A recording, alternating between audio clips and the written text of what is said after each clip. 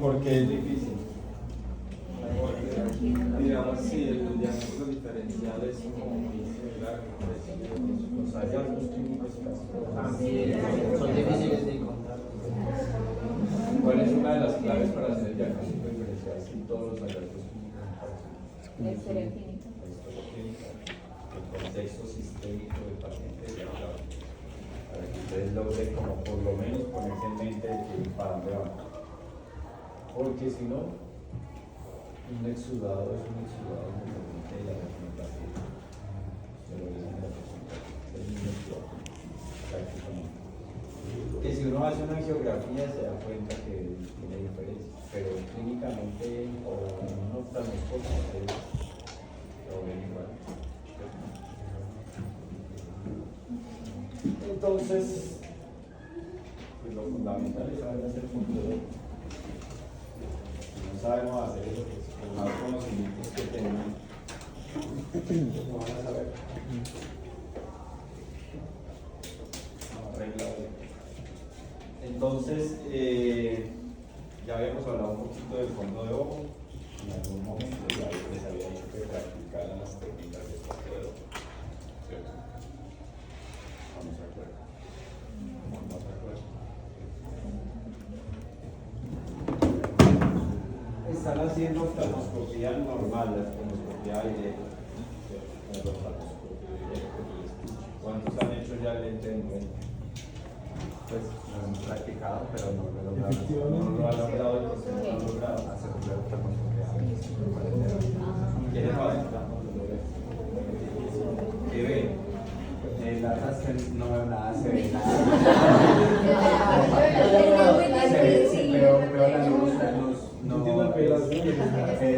no enfocarme, encontrar algo que ver, no se ve como la luz por allá en el fondo, pero ¿Cuál es la técnica? Con el de 78, sí, ok, la tapa. Con el de 90, precisamente para hacer esos de 90 para la. Con el de 78 y el de 20, sí, ok, la tapa. Con el de 90. ¿Cuál es el paso a paso de eso? Usted sí lo hizo, cuéntame con eso. pues se coloca el paciente lámpara de hendidura, yo utilicé sección óptica con buena iluminación,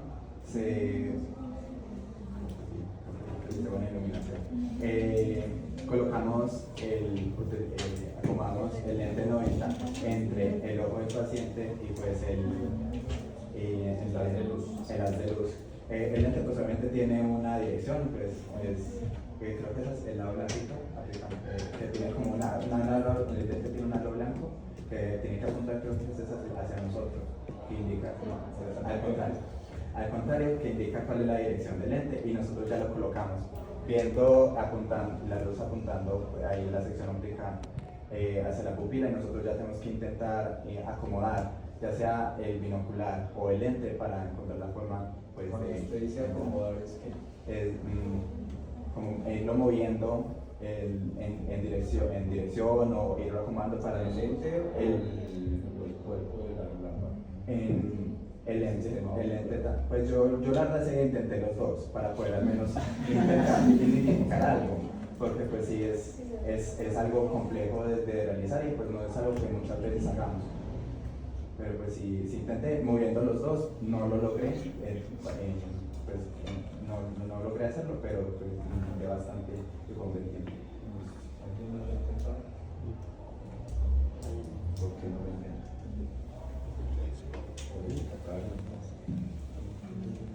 Yo lo intenté, pero 10 minutos de la consulta. Para eso tiene un espacio de 5 Eso es otra cosa. Ya vamos a adelantar. ¿Por qué creen que le doy más importancia al lente de 90? Estamos hablando en el retinopatía diabética que hace oftalmoscopía.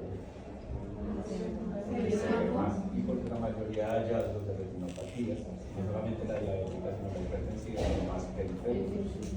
Entonces muchas veces no se diagnostica la retinopatía por solamente hacer oftalmoscopía. Es una de las patologías más subdiagnosticadas por los optómetros. Es decir, que las dejan pasar por alto, porque los optómetros no tienen el hábito de hacer oftalmoscopia en lente.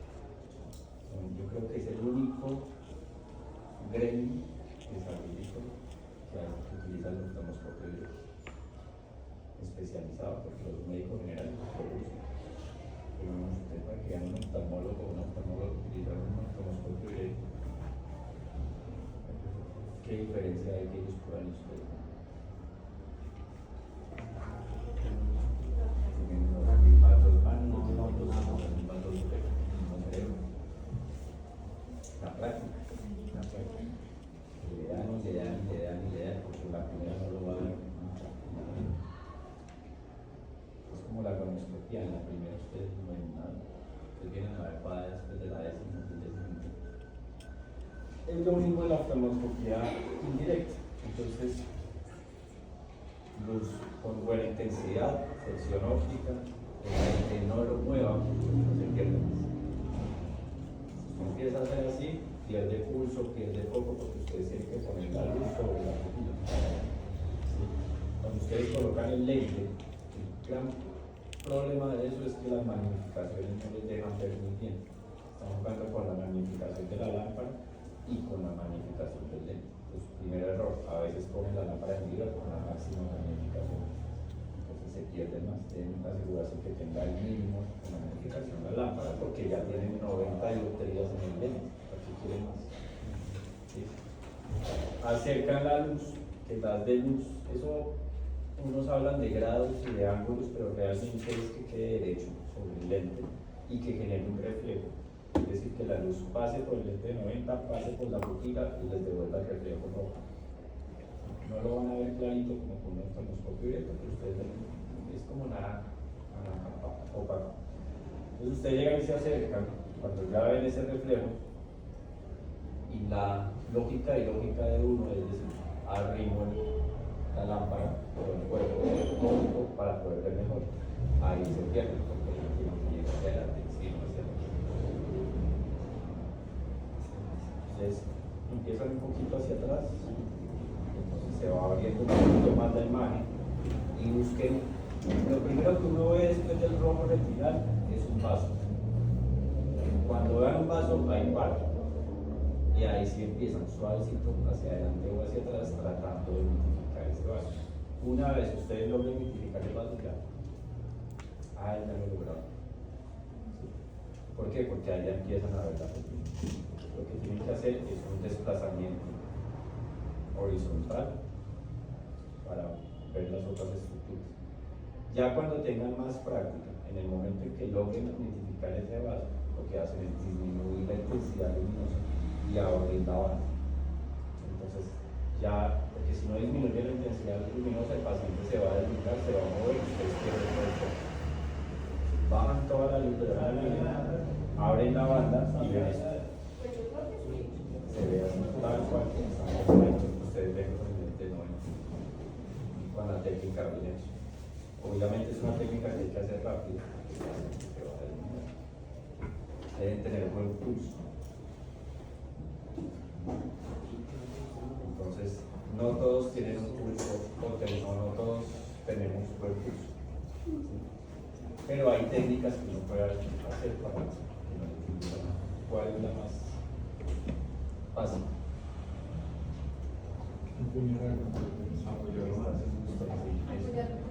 Los tres dedos, estos tres, no toda la mano, estos tres dedos porque acá tiene el lente.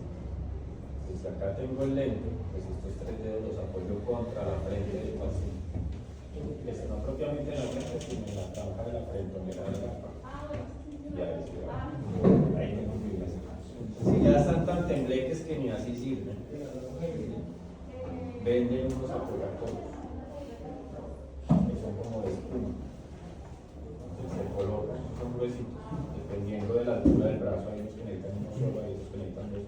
Descansan el codo, apoyan ahí y ahí sí no se les mueve ni se cansa, porque a veces no se mueve porque uno sea tembleque, sino porque ya está cansado de estar ahí 2 horas tratando de eso. ¿Y lo hacemos a la distancia que nos dé los 3 dedos? No, porque usted con los 3 dedos puede acercarlo o alejar. Los 3 dedos son solamente para obtener apoyo y meta en la mano. La idea es que eso esté muy pegado a los unos 4 milímetros de cerquita. Entre más cerquita, mejor. Es como si usted tuviera una lupa.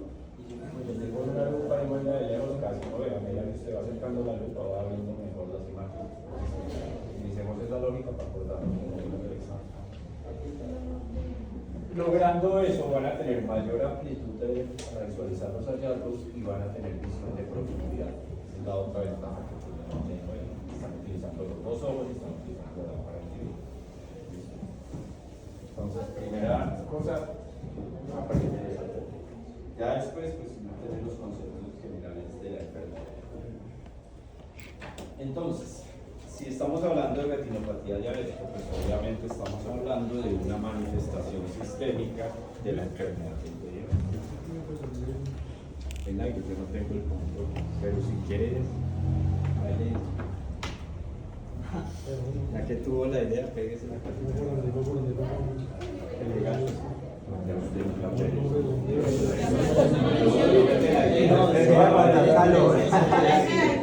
Vaya, vaya, esas empanadas. Entonces, es una manifestación ocular de la diabetes. ¿Qué deben tener en cuenta ustedes cuando estén evaluando un paciente con diabetes? Que le digan a las veces que tiene diabetes. Es una pregunta fundamental, es ¿cuánto lleva este diabetes? Porque no todo el diabético va a ser retinopatía diabética inmediatamente, es decir, va a ser a largo plazo. Eso es muy importante. Y es más frecuente en la diabetes tipo 1. ¿Cuál es la diabetes tipo 1? ¿La que es hereditaria? No, que es autoinmune, que el cuerpo ataca Bueno, si las pongo así, hay una que es insulino dependiente y hay otra que es no insulino dependiente. Insulina dependiente. Entonces, dentro de la anamnesis que ustedes le hacen, también deben preguntar qué se está aplicando. Ustedes conocen el nombre del medicamento. Primer grado. Porque si no los conocen, ustedes empiezan a escribir cualquier cosa. Si el paciente se está aplicando metformina, pero él no se acuerda que se llama metformina, sino que se inventa un nombre, pone formina. Recuerda que termina en formina. Yo me estoy tomando formina. Ustedes ponen la historia. Toma una tableta de formina diaria. Cuando alguien remiten a ese paciente a oftalmología y él mira la historia clínica, o ella mira la historia clínica. Entonces, primero aprender su nombre del medicamento. No se tienen que aprender el efecto farmacológico ni nada de eso. No está en medicina como tal. Pero si sabes cuál es básico, los medicamentos básicos para eso. O les dicen, no, estoy aplicando insulina. Una vez al día, dos veces al día. El riesgo aumenta en línea proporcional a la antigüedad de la enfermedad. Más o menos, ¿cuándo empieza el riesgo? Después de los 10 años de la enfermedad. Aunque, si el paciente tiene diabetes juvenil, pues todo va como más rápido. Y si es insulino dependiente, pues el riesgo va aumentando también. No es que no es que él lleva 8 años, entonces no me voy a preocupar. Eso es como lo primero. ¿Cuáles son los pacientes en riesgo de 10 años de enfermedad base? El 50% que llevan 10 años están con retinopatía ya establecida. Paciente con 30 años de enfermedad de diabetes, ya el 90% tiene retinopatía diabética en diferentes niveles. Pero hay también otros factores que suman y que pueden hacer que sea más riesgoso. Por ejemplo, un paciente poco adherente al tratamiento. ¿Qué es un paciente poco adherente?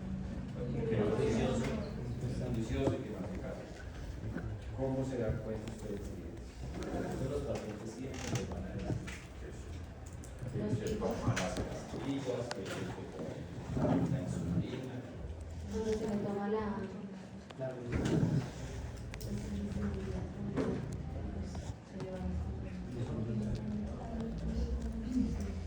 Pues también depende de lo que diga el paciente, ¿no? Porque digamos hay pacientes diabéticos que dicen de que se abren muchas gafas o cambian muchas cosas o a veces se siente mareado. Sí, esa es una buena manera analizar los síntomas, porque si cambia mucho la fórmula, pues probablemente no está estable. Entonces de ahí le saco otra pregunta. Si el paciente está descompensado, el paciente tiene de base hipermetropía de 3 dioptrías. Si se descompensa, se vuelve más hipermétrico o menos hipermétrico. Levanten la mano los de más hipermétrico. Levanten la mano los de menos hipermétrico. ¿Por qué más hipermétrico y por qué menos hipermétrico? Porque creo que Sí, más hipermétrico. sí, se vuelve más hipermétrope porque se matiza la fobia. Entonces, al momento de que ocurre esa edematización, pues se aumenta, puede llegar a aumentar la hipermetropía, o sea, aumenta el punto donde debería formarse la imagen. Yo diría que antes se miotizaría más, porque a la edema, pues se miotizaría más. No, O sea que los pacientes cambian la refracción por edema macular. Ah, no, es por la reminencia de los medios, como el índice de refracción, por el Pero cuando es por los desechos, porque cambia el índice, pues como el índice de refracción de la cámara anterior. De la mácula, No, de la cámara anterior. de la cámara. Cambia la vida de metabolismo. ¿De quién? Del aspecto de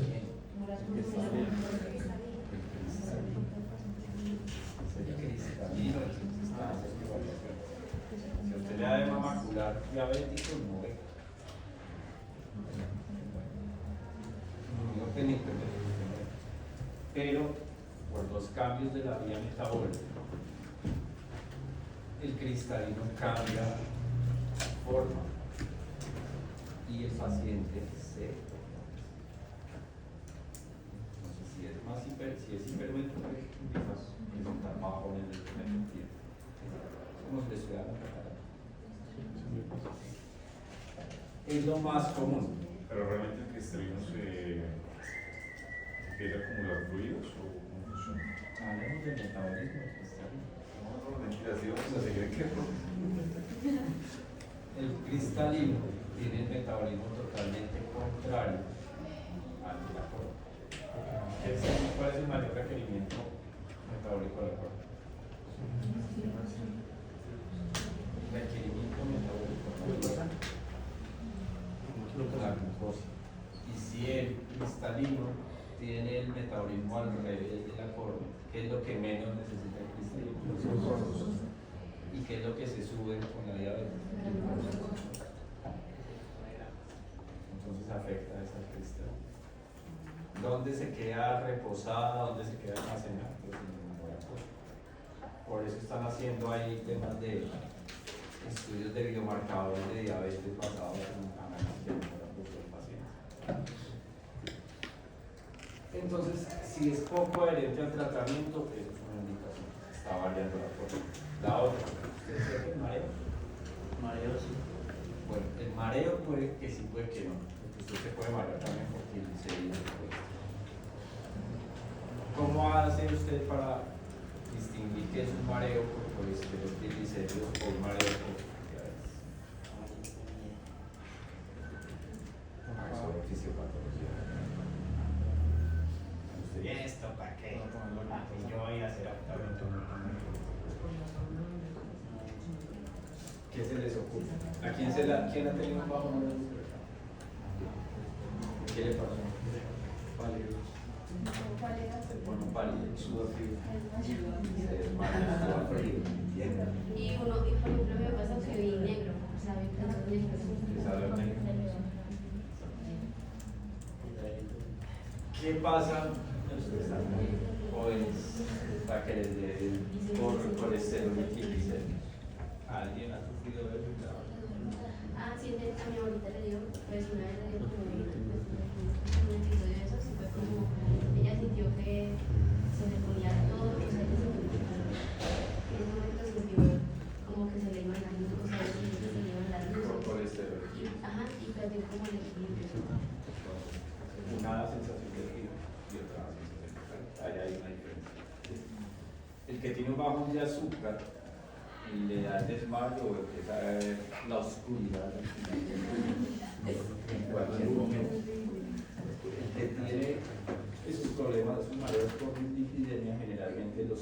de cambiar de posición.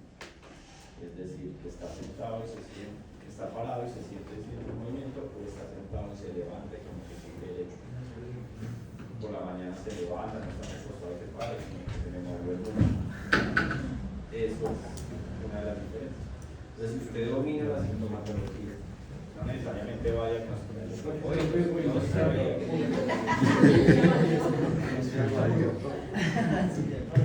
Entonces,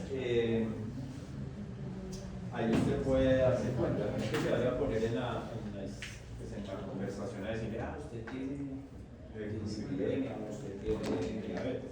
Esa información la guarda por usted solito. Este paciente no es muy cuidadoso. Generalmente la lipidemia también se ve en el arco, En el hígado. En el coselín 360, que después y puede ocurrir también en edades tempranas. Cuando veamos eso, les digo el diagnóstico diferencial. Pero si hay pacientes que llegan, uno piensa que tienen que ser, pero no es eso. Entonces, ahí ya descartamos esa parte de la diabetes, pero también muchas veces es la alimentación. ¿Quién no puede comer diabetes? Desarrollados. El carbohidrato, específicamente algo que les queda súper difícil. Harina. No sé por qué todo les encanta el pan o la papa. Y decirles que dejen eso es peor que les dejen de fumar. Es más fácil dejar de fumar que no. Entonces, ¿cómo les pregunto a uno eso? ¿Cuánto va a ser?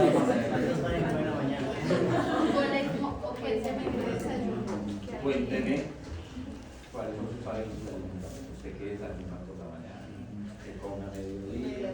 ¿Qué noche?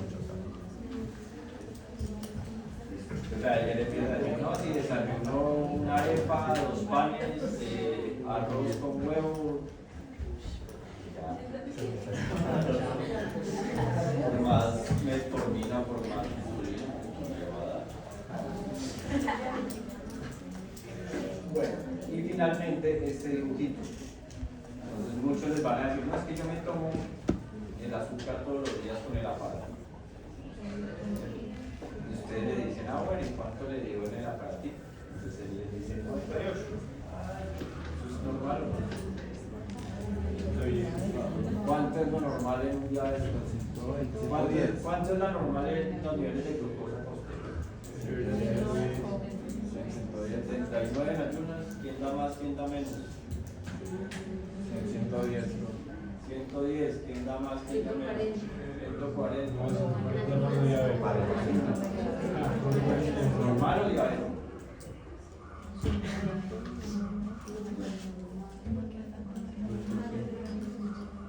Busquen ahí en su aparato. ¿Cuál es el valor normal? Porque eso van a hacer en la consulta. Estoy seguro que les dice el valor y ustedes cogen internet y buscan. Para saber qué es. ¿Cómo se escribe el medicamento para la diabetes? 70 sobre 100. 70 sobre 100. 70 sobre 100. Le digo ahí 70 100. Entonces usted dice, bueno, como ya miré que en Google es de 70 a 100 y el paciente les dice que la tiene en 120, y eso está muy mal. Devuélvase que no le voy a hacer la fórmula porque está en 120. También depende porque los médicos ahorita son diabéticos, ¿no? Y son muy viciosos. Y ellos cada rato están haciendo el examen que es el más fiable. Ya vamos para eso. Vengan ahí, ya vamos para eso. Entonces, hacen esa reflexión. Le dicen al paciente que está y él le dice, no, si yo estoy muy controlado, entonces ya no acelerar. Pero ¿cómo me va a decir que está controlado si le está dando 120 y lo normal es 70 a 100? Pero si está. Exacto, a eso voy. Que depende del paciente, porque el paciente no sé, si ya es diabético no va a tener de 70 a 100 o si no, no sería diabético. partan de ahí. O sea, que no lo pueden comparar con niveles de normalidad, sino con los niveles bases que utilizan los diabéticos. Pero, además de eso, no todos los pacientes se comportan igual. Y en la enfermedad, uno le dice, "Vea, este es lo mismo que el enfermedad". Es como que esté en 120 ya, yo como médico creo que usted está, considero que usted está controlado. Pues me dice el médico, ¿no? Le dice al paciente. Entonces, esa información la tiene el paciente. ¿Cómo le preguntan cuál es el valor? Los diabéticos, si algo tienen, es que saben el valor de cuando están bien. Eso la tienen clarita porque en base a eso, ustedes les dicen, si se pasa este valor, es una alerta. Entonces uno le pregunta, su médico tratante le ha dicho en qué rango debe estar y en qué momento.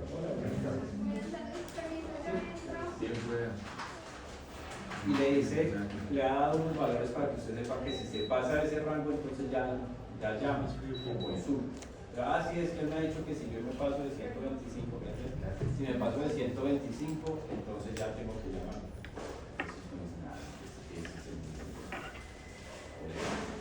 Eso es uno de los datos.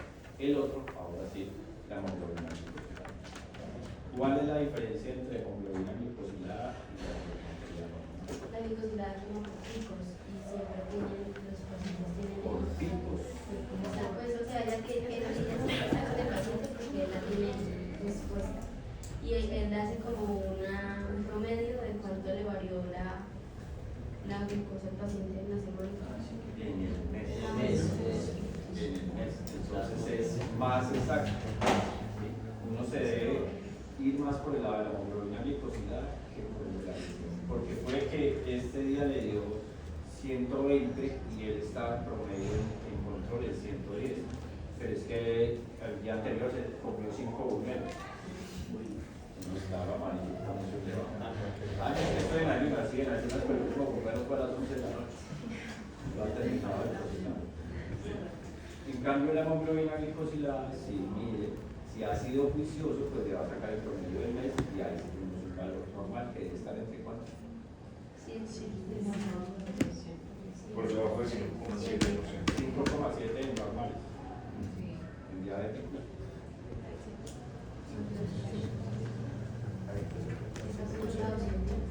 Diabéticos 6,5 o más.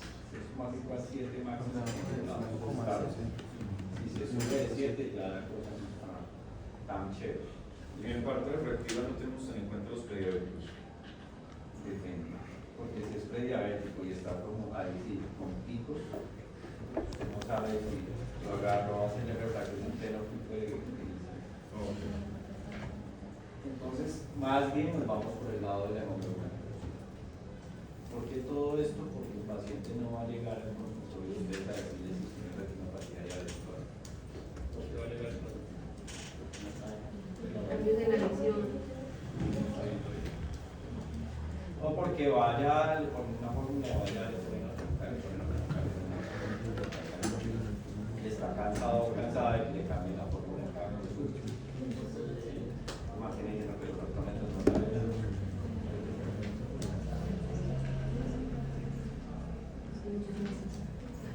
Hipertensión y enfermedad renal generalmente están asociadas al problema y se pueden complicar. ¿Okay? Entonces vean que uno se demora haciendo la valoración del paciente diabético. Se tiene que preguntarle muchas cosas. Con ese sí se las valgo que se demore. No con el que, tiene algún problema de salud, no. 20 minutos. Si uno mira la historia, viene a control.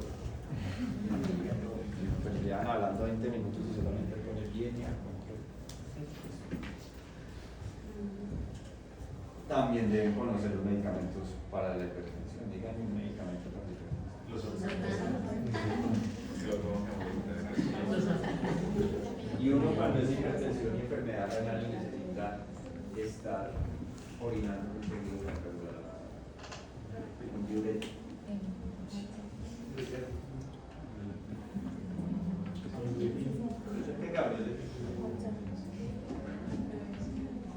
Empieza con H. hidroclorotiazida. Que no conozco el primer paciente que lo diga bien. Y he visto en muchas historias clínicas que ponen lo que dice, pero se llama hidroclorotiazida, que es el diurético más común que le dan a los hipertensos, porque a medida que ellos tengan una buena función renal, pues la presión va. Ahí ya hicimos el contexto del paciente, apenas hicimos. Ahora, ¿por qué le pasan las cosas a los diabéticos sanguíneos? ¿Por qué aparecen todos los cambios? Porque es una afección que va más a los capilares, a los pequeños vasos de la retina. Y pues la retina es uno de los que tiene los vasos más pequeños. Tiene una pérdida de ericitos y por lo cual se vuelven enfermedades. Básicamente, y ahorita lo veremos, hay un daño celular o la acumulación de sorbitol y estrés oxidativo. Ya el estrés oxidativo habíamos hablado en alguna ocasión, ¿cierto? Que habíamos hablado del estrés oxidativo. Ese proceso es un proceso de las células en el cual les señala como el tiempo de vida que les queda. Que cuando se aumenta pues, ese estrés oxidativo pues las mata prematuramente. Alimenta la apoptosis, que es cuando hablamos del proceso de envejecimiento, y al envejecer la estructura pues funciona más. Listo. Ahora vamos a hacer un ejercicio de interpretación. ¿A ustedes les gusta? No ustedes de este grupo. Yo siempre quiero que ustedes les sean que estoy hablando. Por ejemplo, hacen una exposición. Entonces le dicen, bueno, usted haga las diapositivas, ¿cierto? Usted hable que a usted es la que le gusta hablar. Usted manda el correo. Entonces, asumo que tienen una gran capacidad de exponer cuando lo hacen la diapositiva. Se llama interpretación. Vamos a interpretar esto. Vamos a tratar de explicar por qué se incrementa la permeabilidad vascular con estos tres grupos. Les voy a dar 2 minutos para que lo lean, lo interpreten y al azar voy a sacar a alguien que va a explicar.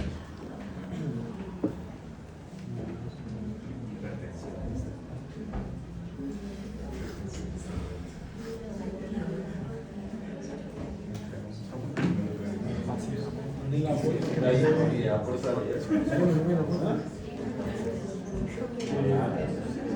al azar.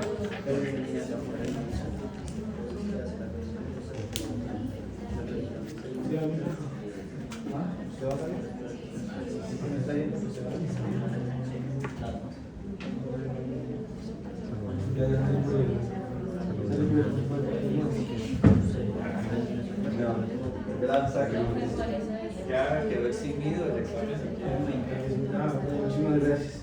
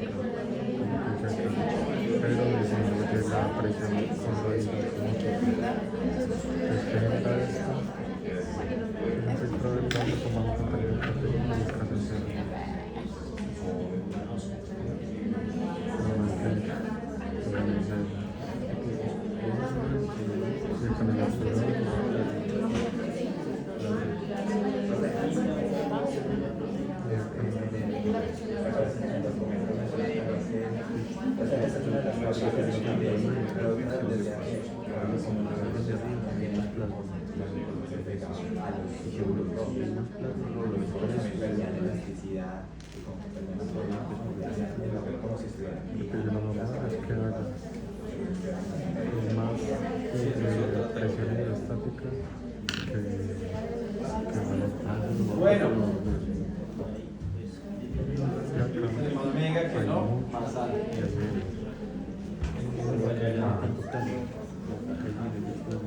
Ya tenemos una voluntaria.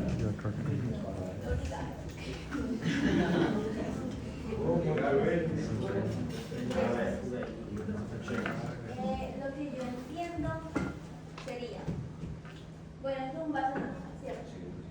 Entonces aquí tenemos proteínas y al momento de una enfermedad como la diabetes, entonces lo que pasa con el vaso es que como que se dilata, por así decirlo, como que se pone más grueso y a la vez más permeable, como más delicado. Entonces hay espacios, bueno, entonces las proteínas que están aquí, como hay, o sea, como que, ay, ¿cómo lo explico? O sea, sí, como que al momento, sí, o sea, ellos como que se abren y las proteínas que están aquí terminan saliendo, pero por el hecho de que el vaso es muy, o sea, se rompe muy fácil, por así decirlo, y crea exudados y todo ese tipo de cosas porque está muy delicado. Por lo tanto, la presión hidrostática. ¿Quién complementa? Pero ya. Eso yo De hoy va a ser mucho ejercicio. Para que digan activo. Entonces, cosa normal, esto es una homeostasis. Entonces, tiene que haber un equilibrio. En este caso, tiene que haber un equilibrio de las dos fuerzas, de la presión hidrostática y de la presión osmótica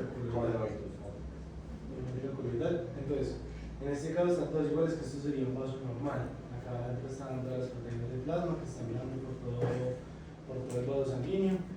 Y estos son los espacios intermateriales que acá no hay. No saben que no hay que llegar.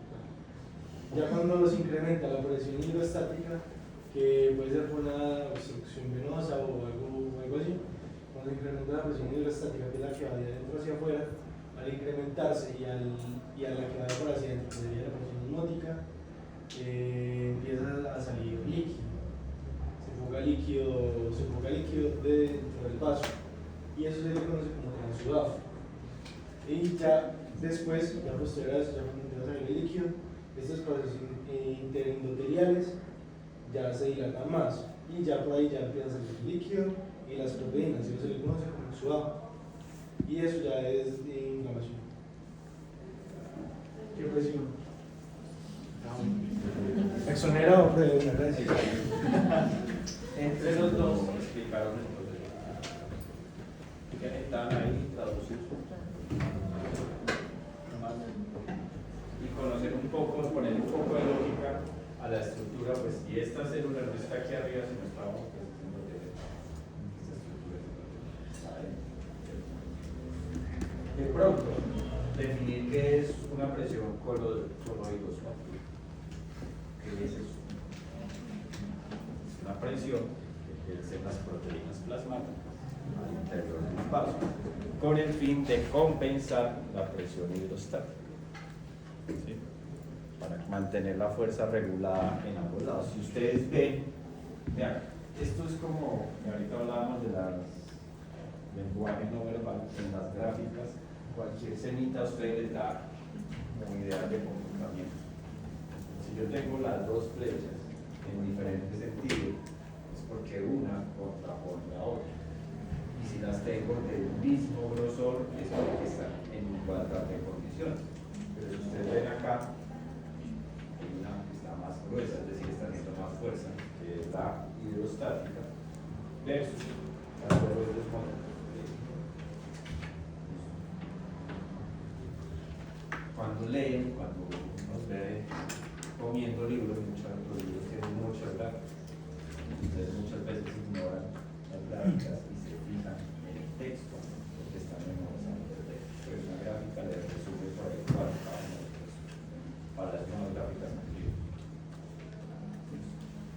Profe, no me quedó tan claro lo del exudado. Acá simplemente está saliendo fluido líquido.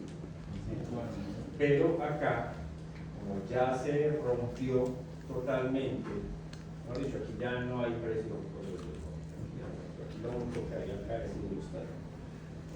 ya los contenidos, las proteínas plasmáticas, sano, además de lípidos, son las proteínas. Ahí hay una historia. Y como la proteína, acuérdense que siempre que la proteína sale de su cápsula o de su lugar normal y llega a otro sitio, se genera inflamación. Bueno, por otro lado, pues hay un daño capilar. El capilar se va a dañar. Y usted también lo había dicho ahorita, hay una muerte de los pericios. Y eso hace que se genere una modificación hematológica. Si estoy hablando de hematológica, estoy hablando de sangre. Puedo generar dos cosas, que se ocluya o que haya una fuga. Puedo tener una oclusión o puedo tener una hemorragia o una microhemorragia, dependiendo del grosor y del calibre de la arteria, si es una arteria, una arteriola o un microvaso. Ahora, las retinopatías tienen una particularidad y es que promueven, son angiogénicas, es decir, promueven la creación de nuevos vasos. Por eso hay ciertas etapas de la retinopatía que son proliferativas en cuanto a los vasos. Y esos nuevos vasos generan un riesgo mayor de rompimiento, porque son vasos débiles. Entonces hay mayor, aparte de los exudados, va a haber o microhemorragias.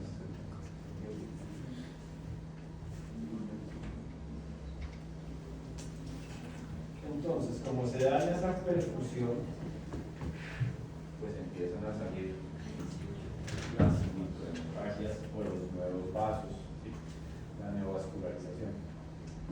Si ustedes no conocen un fondo de ojo, ustedes no van a saber si eso está ahí normal o no normal. Entonces, hay la importancia de que miren muchos fondos de ojo. ¿Qué no hay normal? Que ya les dije que hay microvasos o hay neovasos. ¿Cuáles son? Entonces, si yo conozco un nervio y sé que el nervio óptico tiene una salida principal de vasos, pero no tiene tantas ramificaciones ahí, pues yo digo aquí hay. Eso está raro, ¿sí? Hay muchos vasitos delgados, no tienen un sentido definido, sino que están formando como una telaraña, ¿sí? Ahí ya me doy cuenta que eso no está normal. ¿Sí? Incluso ahí en la gráfica alcanzan a ver una hemorragia.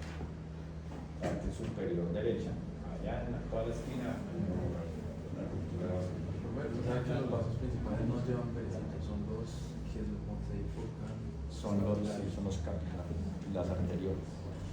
Es que estos son venas y arterias principales. No es que no lo harían, es que no te afectan. Son los arteriales, que son más débiles. Y pues, si la retina entra en hipoxia, le pasa lo mismo que a la córnea. Se llena de neovasos. Ahí ya basado en eso, que ya lo sabías, ¿cierto?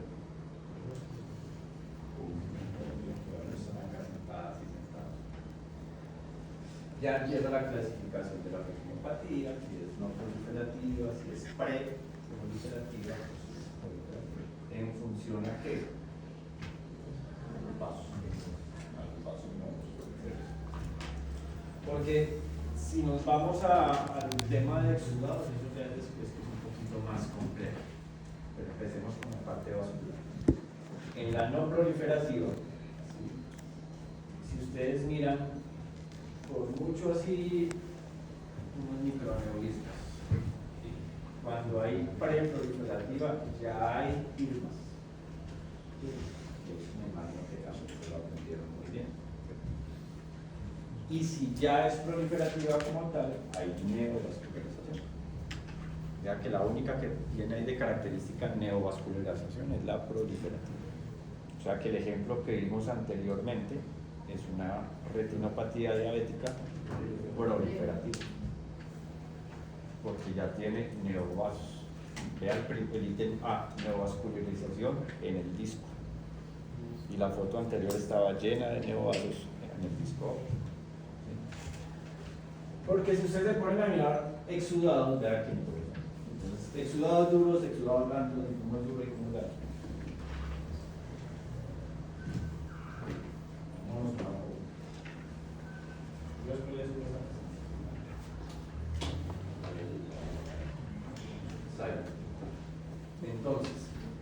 Ay, sí, creo que a ustedes dos unirlas hasta ahí para que tengan información.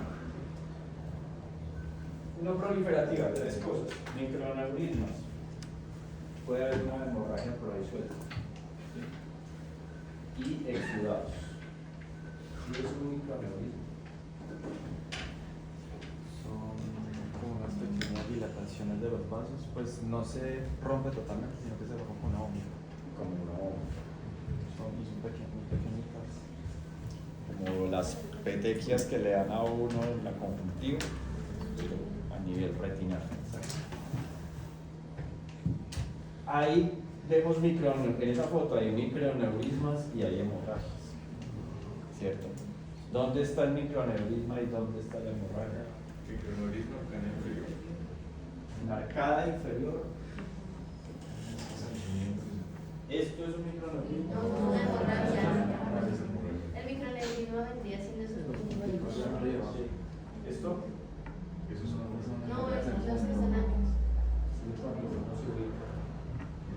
Debe una ubicación con cuadrante en ubicaciones, llame a tantos diámetros papilares superior e inferior, en la arcada que me ubico en la arcada superior, ¿qué más hago? Temporal. Ya. Yo veo varios puntos de eso. Diámetro de papilar.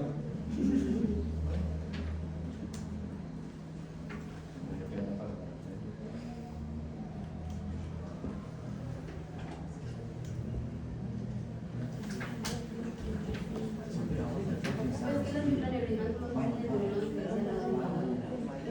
¿La qué? Muy bien.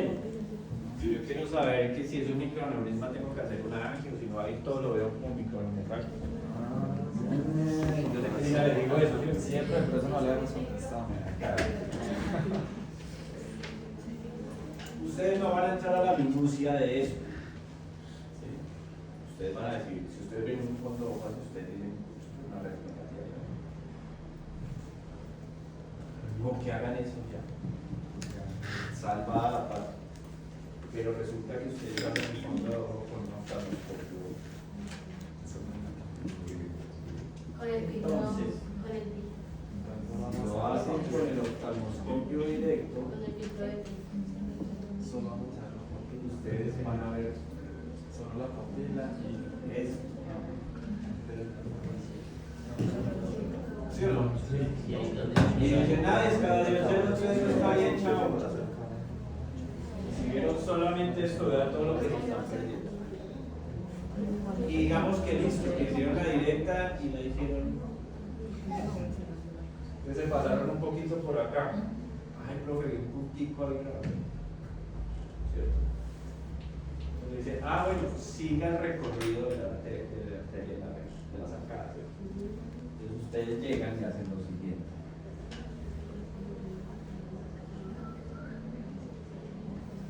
Van a decir que estoy diciendo mentiras cuando ustedes ven un fondo de papel.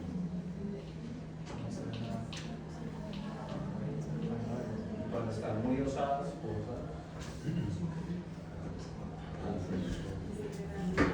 y hacen esto. Ahora imagínense que ustedes solamente vieron lo que está dentro de la panza. No vieron nada. Este paciente, no, un puntico en el rojo que le vi y ya. Y vea todo lo que tiene el paciente. Entonces ahí se perdieron. Y van a decir, no, sí, claro, tranquilo, yo le mando estas cajas. No, de la azúcar está controladita, tranquila. Pero uno les dice, haga la indirecta, ya vean. Bueno, no quieren hacer la indirecta, dilaten. Si dilatan, si no. ¿Por qué no dilatan?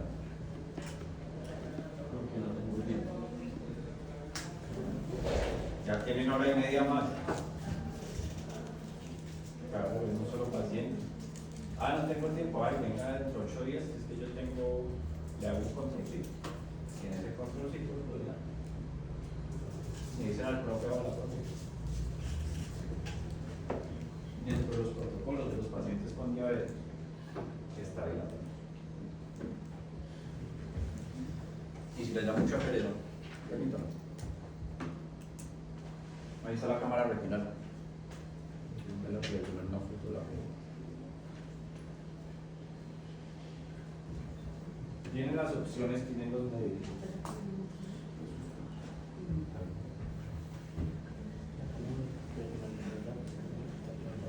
Vamos bien hasta ahí. Y genética.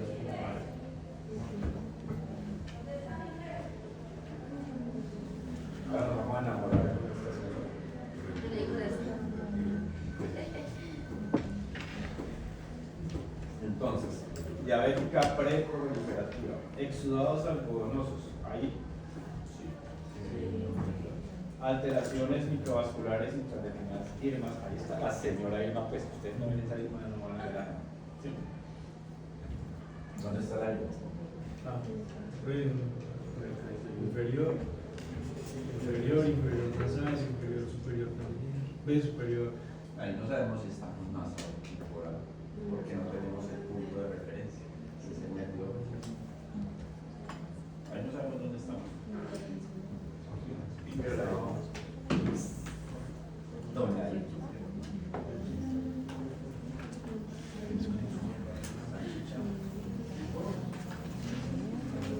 ¿Qué es una IRA?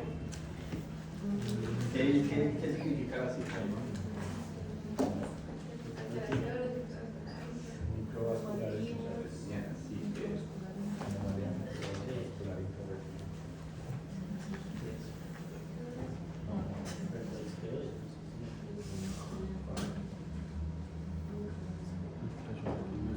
Es que se ven como por debajo de los vasos normales de la retina. Pues las firmas se ven como por debajo de los vasos. Pero ¿qué se ve?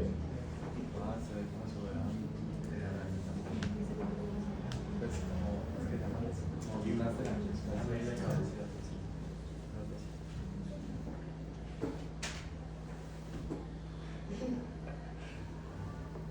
¿Dónde está la señora Irma?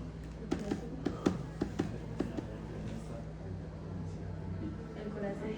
No, el corazón. La primera cara que abajo, Sí, Debajo del corazón. Ahí, Ahí. Esto es una Irma.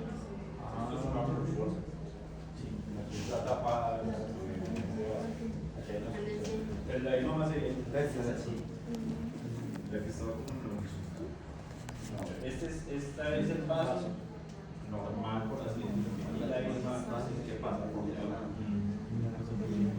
Es una de las formas de verla que está por debajo de la sábana. Y hay otra muy grande.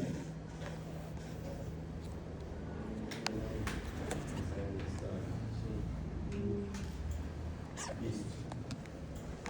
Y ya la proliferativa, que así sale el desarrollo. Ahí está ya la foto completa. Ya no está solamente el nervio óptico, sino está toda la retina. Entonces, todo lo que ha pasado anteriormente con neovascularización. Y está muy neovascularizado ¿quién? El nervio óptico. ¿Listo? Pero además eso tiene otras cosas. Cicatrices de fotocoagulación láser, toda la parte periférica a la derecha de ustedes está llena de fotocoagulación. la misma fotilla que nos mostró anteriormente. Pero todo, Por este. pero ya con todo el campo. Entonces, ya la es que en realidad se los mostré por acá, pero es la misma. O sea, de que vimos el nervio óptico, pero se los pero esto es lo que son las marcas de láser, que a veces los distraen también si nunca lo han visto. Y pueden pensar que es una cicatriz de toxo, que es una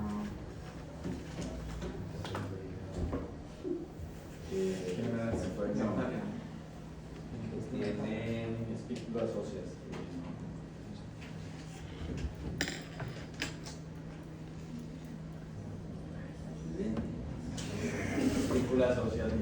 sería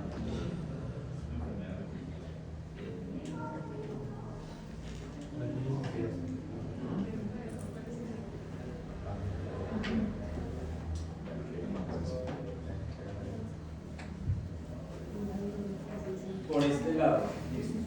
Y por este lado que exudados, ¿cierto? Por aquí arriba que hay. Profe, eso es example. Eso es temporal, acá temporal superior. Hay un vaso eso es como para eso de un vaso example. Porque La temporal superior hacia la parte nasal o hacia la parte temporal. Ese es el ojo derecho, ¿cierto? Eso es un ojo derecho. Así es el que está señalado de eso es un vaso examen. Así que se como si nada por dentro, solo se le Este paciente tiene también hipertensión. ¿Tiene qué? Cruces Y abajo también. Este cruz lateral que se está haciendo 90 grados que se llama No de eso. ¿Bien?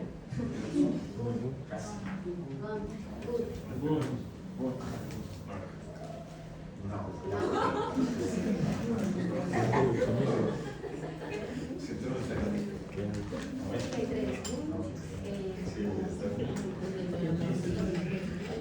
Bueno, ahora sí, microaneurisma. Ya aquí es diferente hablar de los microaneurismas. Son dilataciones capilares de la pared capilar. Entonces, ahora los OCTs, por ejemplo, dan imágenes de angio o hacen un angio OCT sin líquido de contraste, que ayuda de pronto a un diagnóstico más rápido. No es tan preciso como el que se inyecta, pues se hace en medio de contraste, pero pues nos da una imagen un poquito más, más cercana. Uno como las diferenciaría de estas hemorragias en punto. Ahí hay hemorragias y ahí hay microaneurisma. El contraste sería más oscurito. Es más oscuro. El microaneurisma es más brillante. Entonces vea que está lleno de microaneurisma.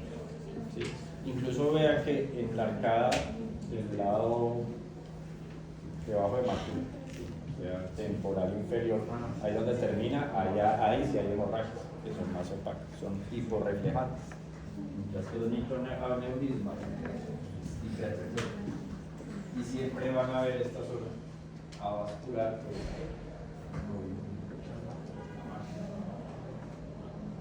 Ahí, por eso hasta acá llegan los. ¿Esos son los capilares parafoveales o son más internos? Esto ya es un proceso neovascular. Como seguramente esta mácula se va a hematir.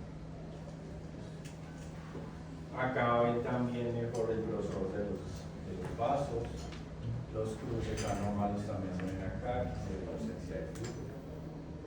Este examen es mucho más útil. Profe, ¿y esa manada de vasitos que se ven como así, esos microvasos, son normal o son neovasos? Todo lo que se ve en el fondo de Todo los... Sí, señor. Eso se contrastaba desde la corona. Bueno, hemorragias retinianas. ¿Qué se ve en la hemorragia retiniana? Color rojo. Sangre. Se ve más rojito. La retina suele ser naranja. La hemorragia se hace contraste ahí. Son o se ubican de acuerdo al nivel de gravedad que tenga el paciente. A veces puede existir, a veces puede que no existan, ¿sí? Pero si la hemorragia ocurre alrededor, aquí lo importante es que tengan en cuenta que si la hemorragia ocurre a través de las fibras nerviosas de la retina, se forma la famosa hemorragia en llama, ¿sí? Ahí hay una hemorragia en llama muy evidente. ¿Dónde está?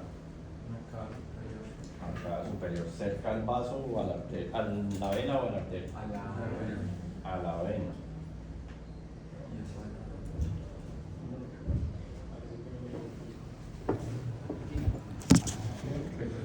Si quieres ser más específico, dice, bueno, en la arcada superior más o menos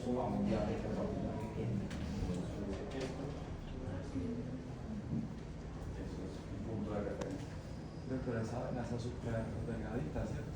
¿Qué? La vena. ¿La avena? No es la arteria, perdón, la arteria. ¿O la avena? Pues la vena se Porque no lo conocimos en su estado normal. Exudados. ¿Cuándo son exudados duros? ¿Cuándo son exudados blandos?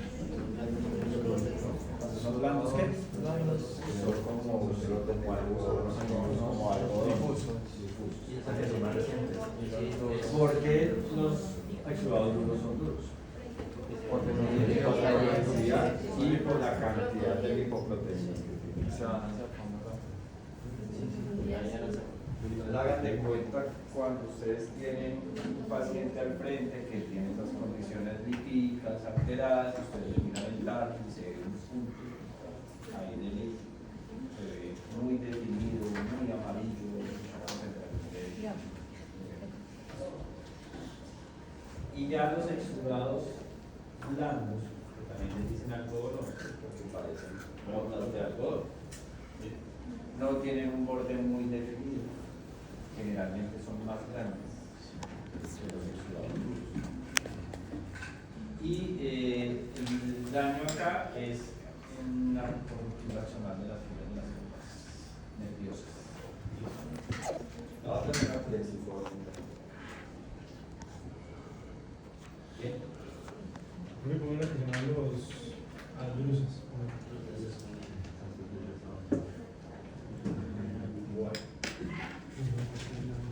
Anomalías microvasculares intrarretinianas, que son líneas debajo de los vasos principales.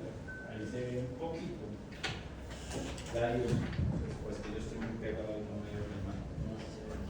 Ahí se ve la casa que ya pegado, pero no se ve.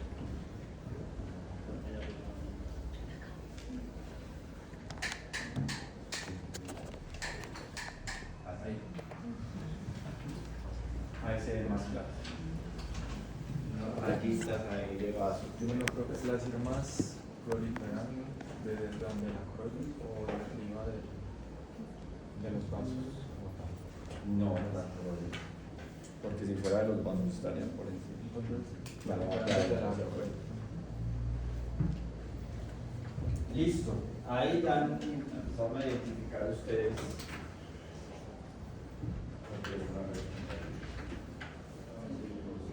Y ahí hay varias imágenes. Entonces empecemos. La imagen A. Todos son resonancias. Será no pre o proliferación. ¿Por qué? Más de 4K, Hay un hallazgo. y aparte por la piso reptiliano, pues ya está. Pero hay algo mucho más, lo que me está diciendo es cierto, pero hay algo mucho más contundente y fácil. La neovascularización del disco. Todas las cuatro tienen neovascularización. Y si hay neovascularización del disco, es proliferación. Vean cómo se ve diferente cuando se hacen contrastes. Vean la imagen de cómo se ve. Que se ve hasta qué tan profundo es ese nervio. ¿Cierto?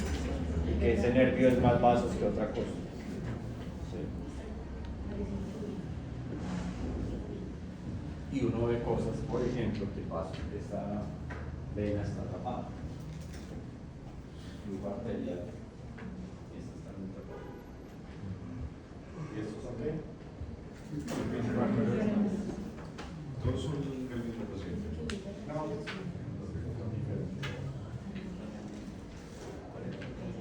Difícil.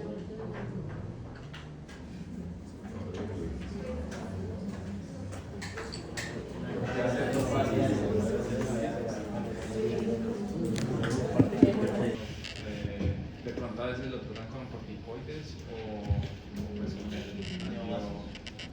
la terapia Por lo general, normalmente es por lo general, porque los nevados una vez ocuparon la retina tienden a progresar o a migrar hacia la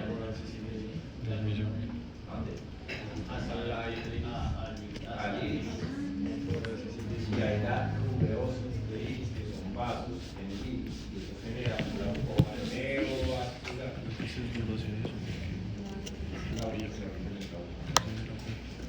Entonces tienen que fijarse muy bien en el iris también, paciente. ¿Cómo logran ver ustedes esos vasos o esa rubeosis de iris? En retroiluminación, una lámpara hendidura, pero hay una técnica más fácil, ¿no? Reacción. ¿En qué tipo es eso? ¿En qué tipo es eso? Pues es difusa más que... La de...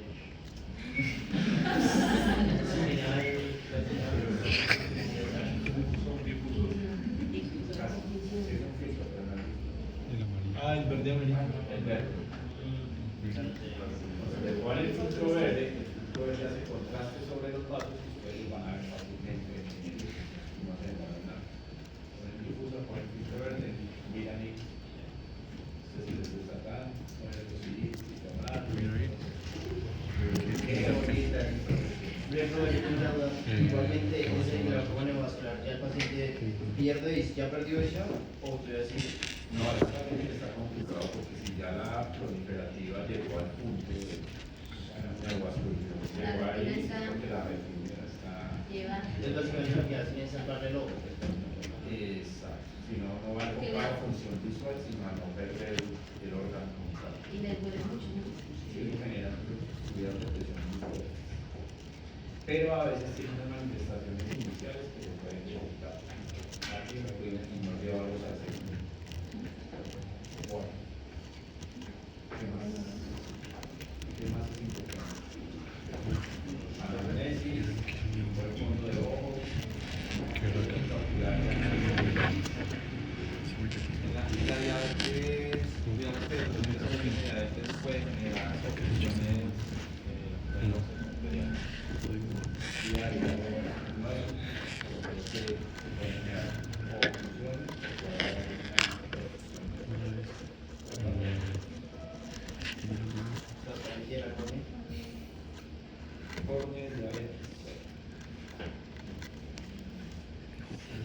digamos que en términos metabólicos no le hace mucho, no le altera mucho siempre y cuando las condiciones de oxigenación de la frecuencia no. Entonces ustedes son una diabetes, a una usuario de contacto, ahí sí, puede haber problema, pero digamos que ese es una parte, pero generalmente el daño. Y esta cosa, una vez que yo le hice una pregunta hace mucho tiempo, del paciente, sí, ahora nos tuvo el de glaucoma neovascular, no me acuerdo si eran unas dudas, yo le había contado. La bula. Es que la bula viene de una descompensación corneal. ¿Qué es una bula?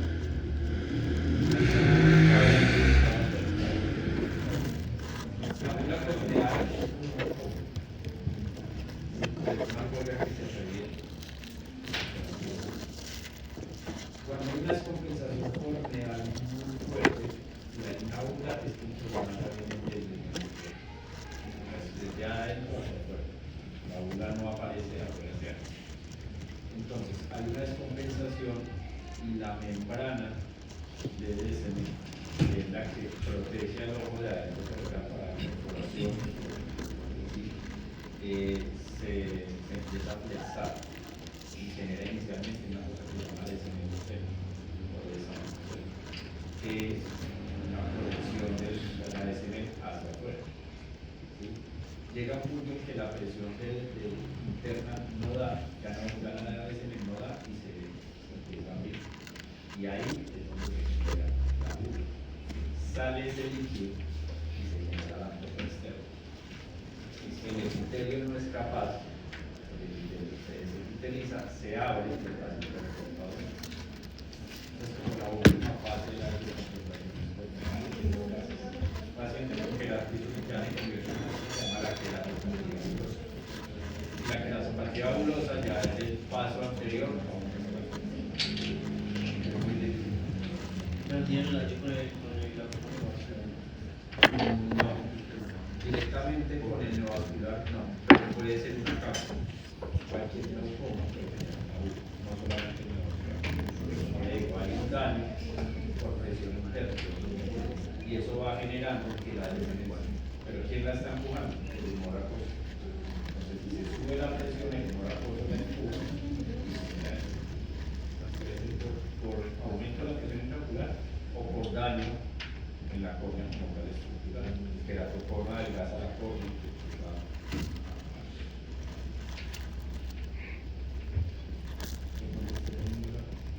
Sí, es lo mismo. No, sí, fue lo mismo. Entonces, el paciente diabético que con retinopatía diabética es un paciente difícil. Muchas cosas. Ahora, ¿cuál es la intervención del conductor? Pero no oportuna, ¿cierto?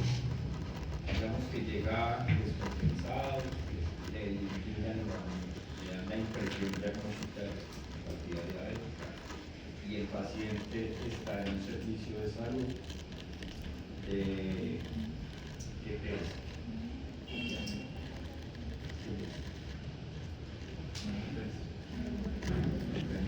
¿A quién?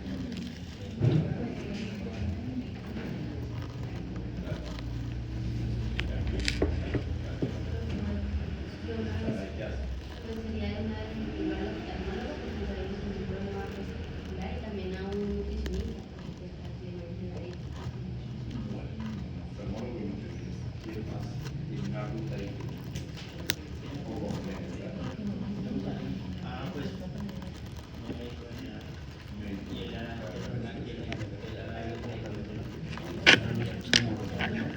Ahora sí, es particular.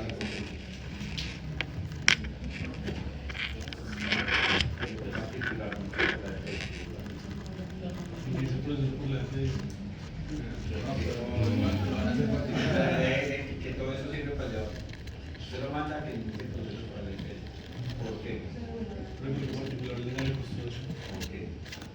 Acuérdense, que acuérdense de esto y esto. pero el paciente tiene la posición, la molecular,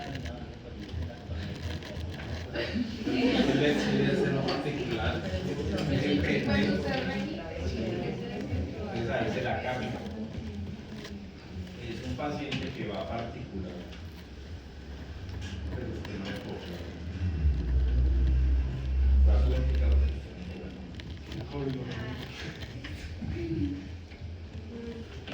entonces ahora una vez esa persona lo manda para la EPS porque ya lo vimos.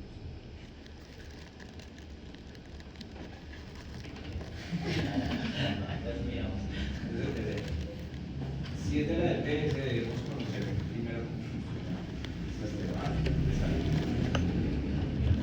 Entonces estamos totalmente conscientes de cómo funciona.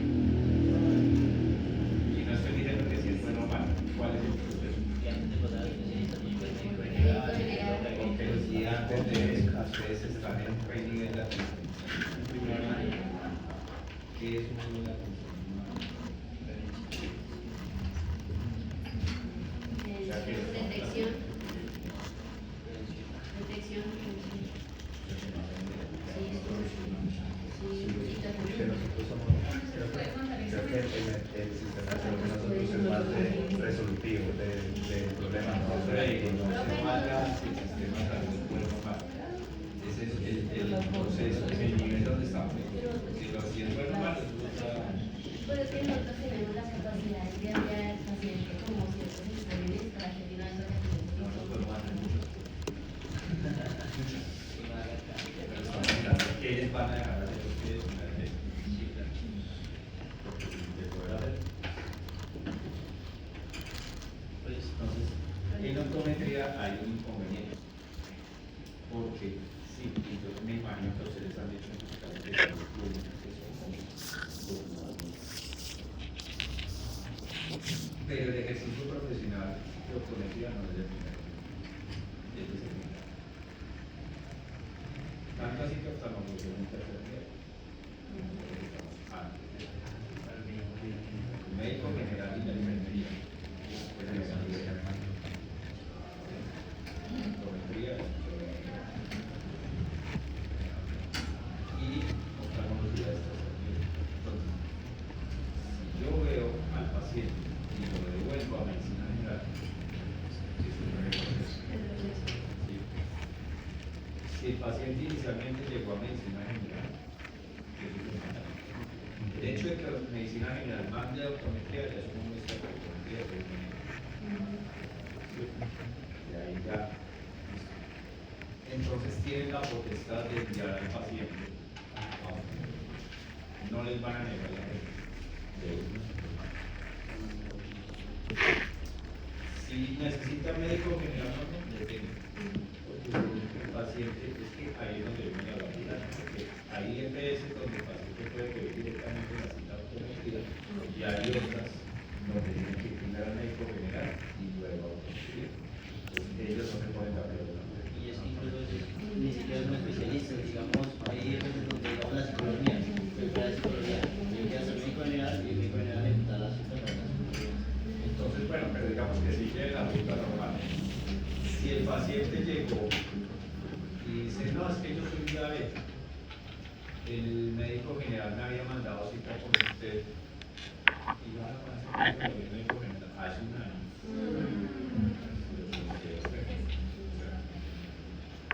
Pero igual le da remisión a oftalmología y le van a hacer. Lo que no pueden hacer dentro del grupo de PS es mandarlo a retina, porque idealmente. ¿Por qué? Porque va a llegar a oftalmología y el oftalmólogo le da que vaya a esa retina. Entonces, ahí es donde digamos el atraso en la atención. Pero por el PS, Pero digamos, si es particular, si mándenlo de una a oftalmología.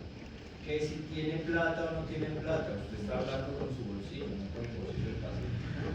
Si a usted le parece caro pagar una consulta de oftalmología, no quiere decir que al paciente le va a pagar. Deje que él diga que sí. es una duda, digamos, ellos lo tienen que mandar a la no puede colaborar, digamos, mandando fotos o Debería ser el correcto proceso de las cosas. O sea, lo ideal sería que si estamos en la EPS, que mande usted la angiografía, que mande el OCT, porque le ahorraríamos una cantidad de tiempo que va a llegar con usted. ¿Qué va a hacer el retirólogo? Para lo que estudió.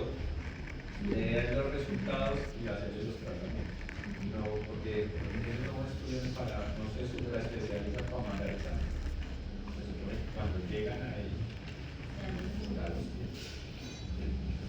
Pero no tenemos esa cultura. Entonces, si llegan, que vale tanto. ¿Cuál es el deber suyo como profesional? Ya ahí adelante. Ya cada quien le pone el texto.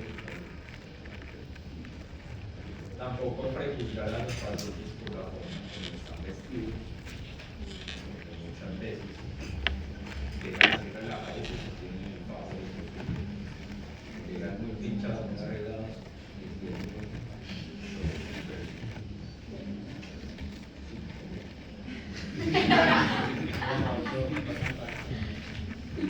cada día 20.000 pesos. Y tengo uno de los quitos. Me mandar un paquete y me va a comprar ese mensaje. Pero se reviene para la persona, ¿verdad?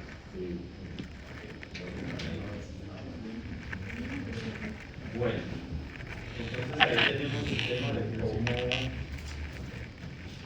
cómo manejar ese paciente, cómo abordarlo. ¿Qué le va a preguntar el paciente? Doctor, ¿usted tiene alguien que